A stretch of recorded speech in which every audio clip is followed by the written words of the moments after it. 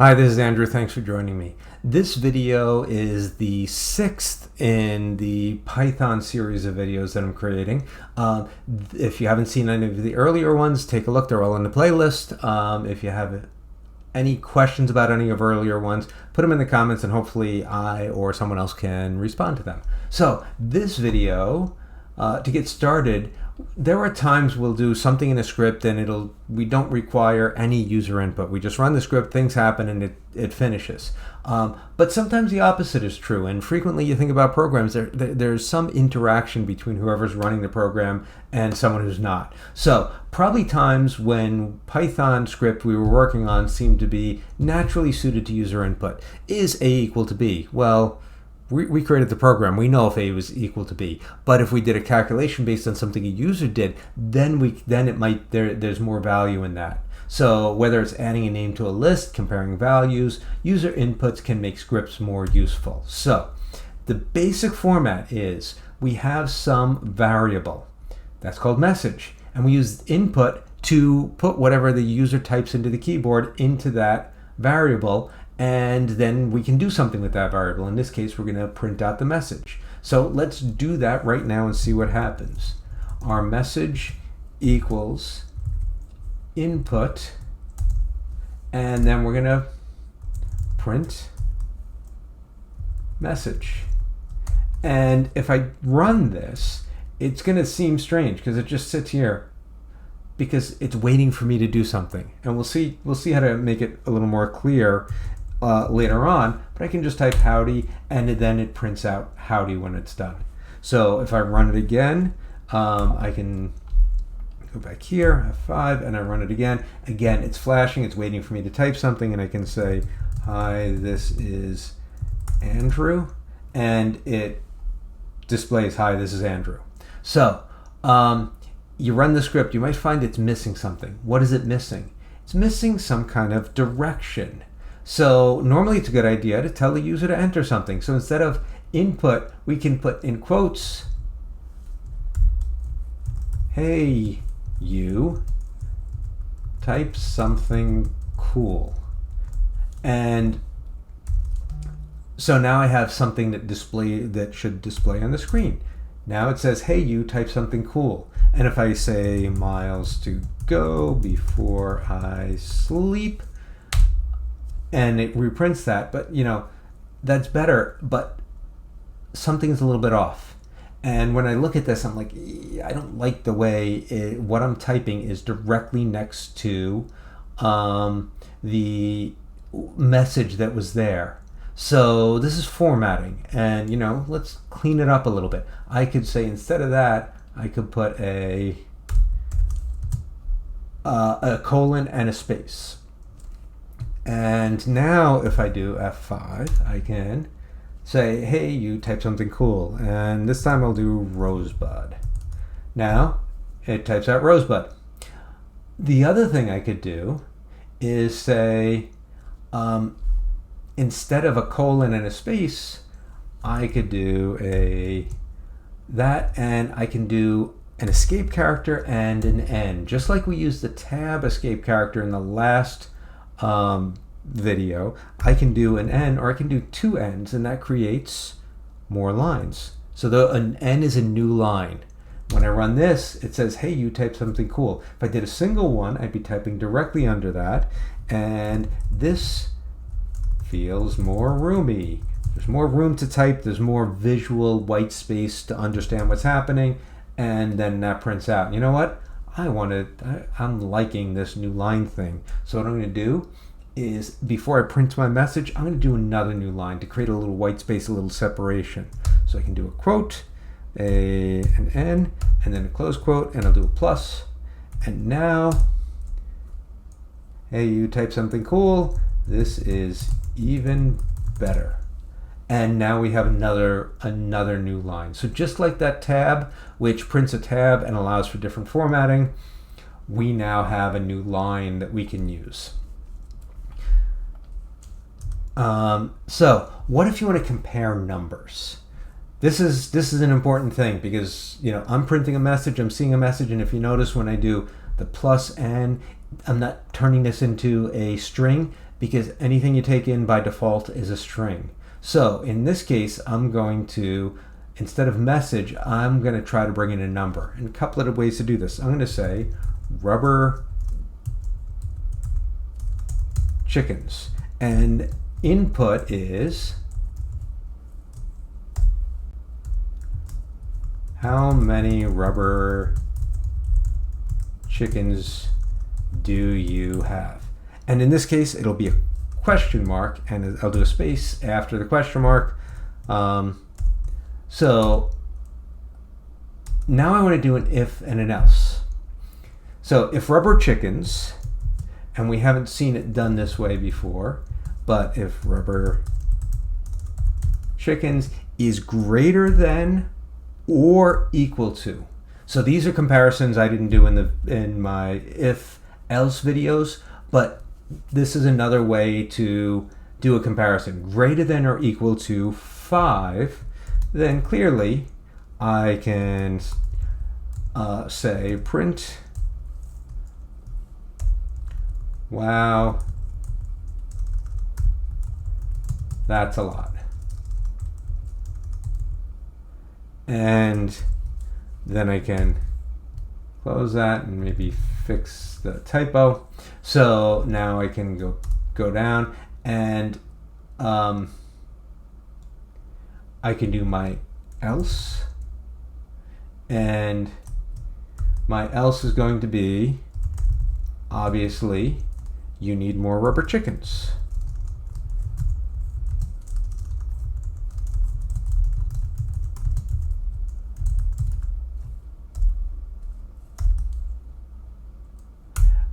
Now, based on what I said before and based on what's on the screen, this is going to produce an error. So it's kind of like saying, would you like desk cookies? The computer has no way of understanding what that means. So it says, how many rubber chickens do you have? And I'll say 7. And it says, greater than or equal to, not supported between instances of string and integer. That's a string, that's an integer. You can't do, is rubber chickens greater than, is this string greater than an integer? So what I do is I say, we'll turn rubber chickens into an integer. The same way we returned things into a string previously, we're going to use int on rubber chickens. So if the integer of whatever is in rubber chickens is greater than or equal to 5, and I'll start with 7, and I'll say, wow, that's a lot. And of course, this kind of situation, you want to try them both. You want to make sure it doesn't,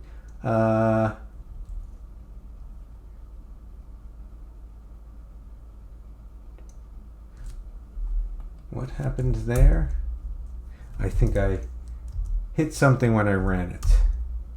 How many rubber chickens do you have? I'm going to say 4 because that's less than or equal to 5. It's saying I need more rubber chickens. And of course, the other thing I want to check is the actual 5.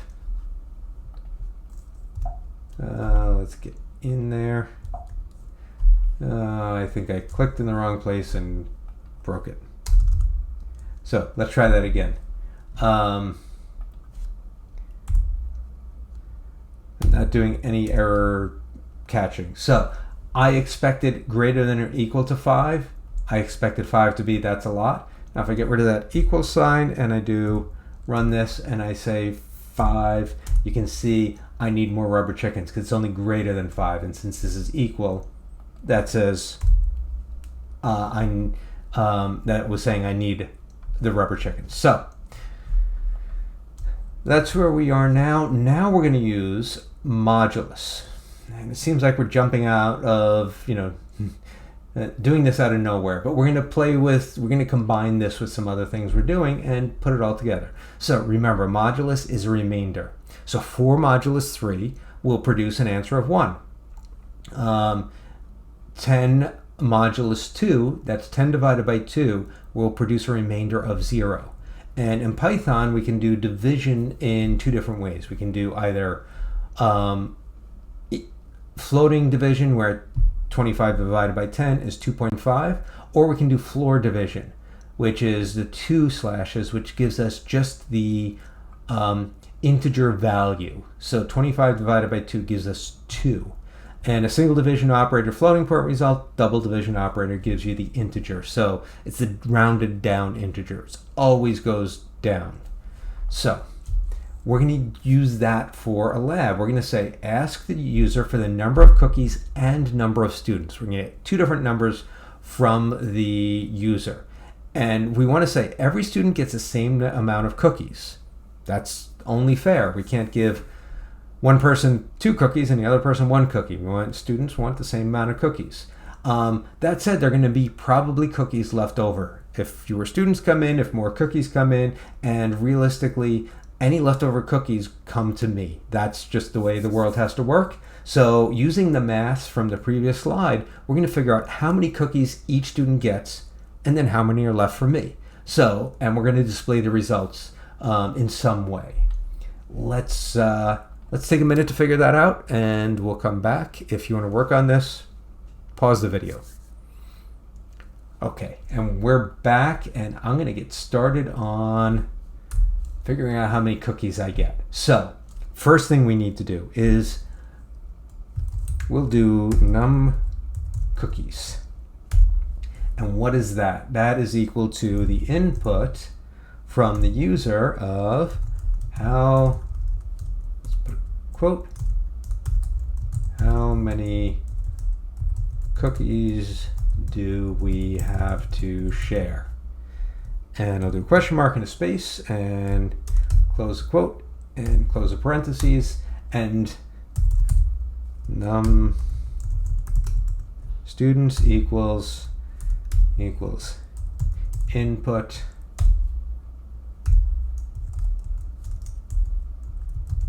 how many students are going to eat cookies. And we'll just go with that. We could say how many students are there, whatever we want to say there. So now we have 2 variables, and we need to figure out what our plan is. We're going to say that the number of cookies divided by the number of students is how many each get. So we need a variable for cookies per student. It's a little bit long, but that's what I'll use. And in this case, I want num cookies, and I'll do the double division num students. And now I'll also test it out and say cookies left for me, and that is equal to num cookies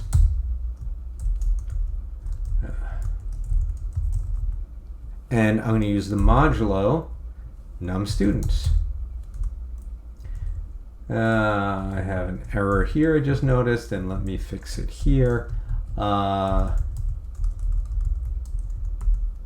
Students. Okay, so first thing I want to do is print out results. And now before I do that, I'm going to realize that I have a problem here. Number of cookies, I'm going to say 13. That's a string, and then I'm doing math on the string. I'm trying to divide a string by a string. I'm going to turn this into an integer before I even bring the number in. So I'm going to do integer and go to the end of the line. So I'm going to say whatever input I have here gets turned into an integer. And I'll do this here also. There are other ways I could do this, but this is not what I showed you last time, but this is the way I want to do it now. And you can see, you can get creative in how these things are used. Now, of course, the next thing I want to do is actually display my numbers. And before I display them nicely, I'm just going to display them and, display them in some way. Cookies per student, and print cookies left for me. And now when I run this, I get how many cookies do we have to share. I'll use that number before 13. And then how many students are going to eat cookies? I'll say 10. And just, based on the logic here, that means that if there are 13 cookies and 10 students, each student gets one cookie with 3 left over. So one cookie per student, 3 left over. Now I'm just going to run it again, and I'm going to just change the numbers a little bit, make sure everything's, I'll do 13, and this time I'll do 5, and I expect 2 students per cookie, 3 left over. Let's do one more just to be sure. Let's this time do 10 cookies with 5 students. Easy to see how there are no cookies left over and I go home sad. So now we have 2 and 0 there. Now we need to make it look better. And let's say I'm going to start with an open quote. I want a new line. I want to separate my results from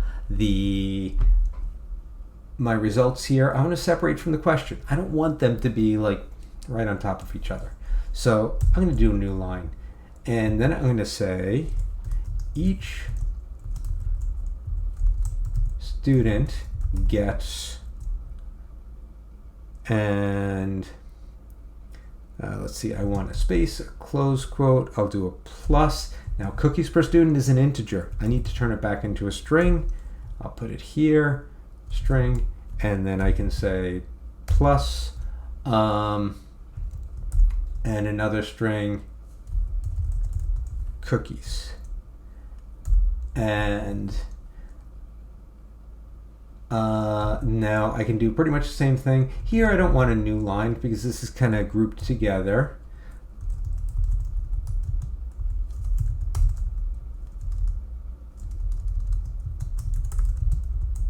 Gets I want this into a string, and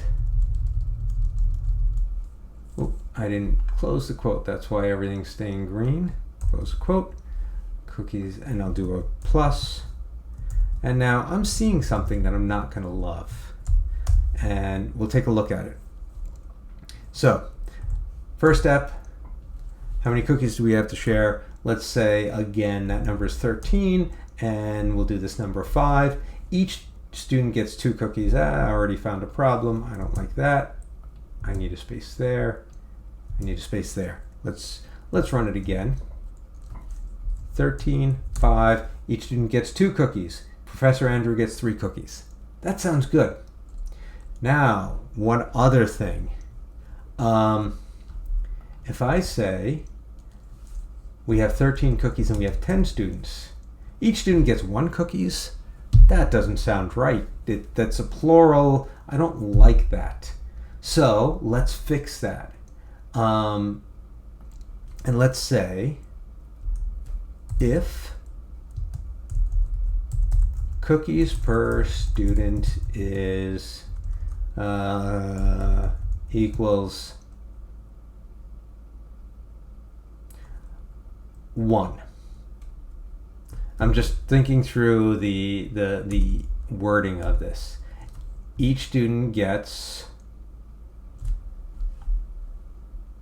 in this case, it's going to be 1 cookie. And I could, instead of putting a string of cookies per student there, I could do that. I could just put a 1 there. Else, this is where I will just copy and paste and make this plural. So now we're making some progress here. 5. That example we had, 13, 10. Each student gets 1 cookie. Professor Andrew gets 3 cookies. Let's run that again with a different case. And we'll do 13 and 5. Each student gets 2 cookies. Now I'm liking the way that looks. But now I'm thinking about the other scenario. So let's put something here. Because if it's the same situation. If I go here and I do F5, and instead of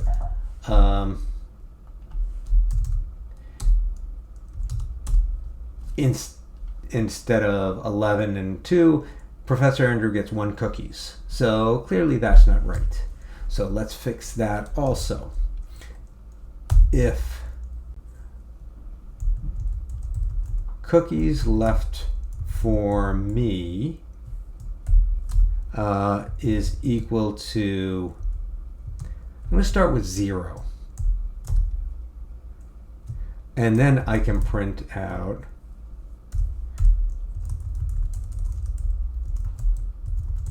Professor Andrew is sad and gets no cookies. So I have that. Now, I talked about this briefly, but I'm going to create 3 scenarios. Elif,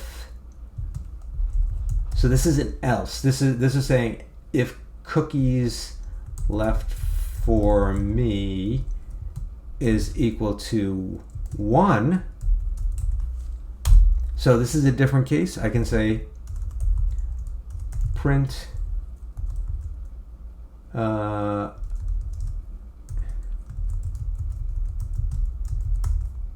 Andrew gets, and I could use the cookies left for me as the variable, or I can just say 1 cookie, because that's the only situation where this will come into play. And then I can do else, and I'll do that, and I'll say that's where this whole line comes in. I'm going to cut that and paste that down here. So now I have 3 scenarios, and I could have 4. I could say if cookies left for me equals 1, Professor Andrew gets 1 cookie. If cookies left, I could say Professor Andrew is sad, but at least he gets a cookie. I could say 2 cookies, Professor Andrew is a little bit happier because he gets 2 cookies, and then the else could be anything 3 or above. So I can use multiple cases here. But in this case, now we have a bunch of things to test out. So I'll do 10 cookies, 5, Professor Andrew, each student gets 2 cookies, Professor Andrew is sad and gets no cookies. So we'll try out the 11 and 5. 2, Professor Andrew gets 1 cookie, and then we'll go back to our case of 13 and 5. And each student gets 2 cookies, Professor Andrew gets 3 cookies. So that's kind of moving forward in the direction I want. We used the input, and then we, did stuff with the data. We displayed it in different ways and made everything work the way we wanted. I went further with it than the lab expected, and that's the kind of thing you need to be able to do, is say, wait, I don't love the way this is working, and even if the lab, even if my bare minimum requirements were this one thing, let me try doing something else. I want to try putting if and else statements in there. I want to try just, trying something different, see what I can come up with. And we came up with if else and even an else if and elif statement. So that's user input can do a lot of things, and maybe I'll come up with a lab soon that will allow us to use user input and a few other things to do some experimentation or play a game or something like that. So that's all I have for you today. Thanks for watching.